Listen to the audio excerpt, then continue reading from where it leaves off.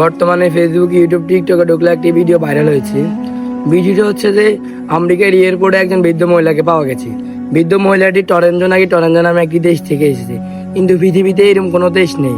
তবে অনেকে বলতেছে এটা নাকি একটা অলৌকিক ঘটনা, আবার অনেকে বলতেছে এটা এআই দিয়ে বানানো একটি মিথ্যা গল্প, আবার অনেকে বলতেছে এটা নাকি আমেরিকার একটা মিথ্যা চাল, যেটার মাধ্যমে পুরো বিশ্বকে একটা তারা তামাশা দেখাবে। তা আদৌ কি সত্য নাকি মিথ্যা সেটা আমরা কিন্তু জানি না। আমার স্ক্রিনের উপর পুরো ভিডিওটা দেওয়া আছে, আপনারা ভিডিওটা দেখবেন এবং কমেন্ট করবেন আদৌ কি ঘটনা সত্য নাকি মিথ্যা। আমেরিকা এয়ারপোর্টে একটা অদ্ভুত ঘটনা ঘটে গেছে। স্ক্রিনে যে মহিলাকে দেখতে পারতেন এ কিন্তু সাধারণ মানুষ নয়। মহিলাটির হাঁটা চলাফেরা দেখে এয়ারপোর্টের মানুষ সবাই সন্দেহ করছে এটা কোনো মানুষ হতে পারে না। তাকে সন্দেহের কারণে তাকে আটকাইছে। আটকানোর পরে তাকে জিজ্ঞাসা করা হয়েছে আপনি কোন রাষ্ট্র থেকে আসছেন। সে এমন একটা রাষ্ট্রের নাম বলছে যে রাষ্ট্র পৃথিবীতেই নাই। রাষ্ট্রটির নাম বলছে টরেঞ্জা। এই মহিলাটিকে নিয়ে পুরাই সোশ্যাল মিডিয়ায় তলপুর উঠে গেছে। আসলে এই মানুষটা কে হতে পারে?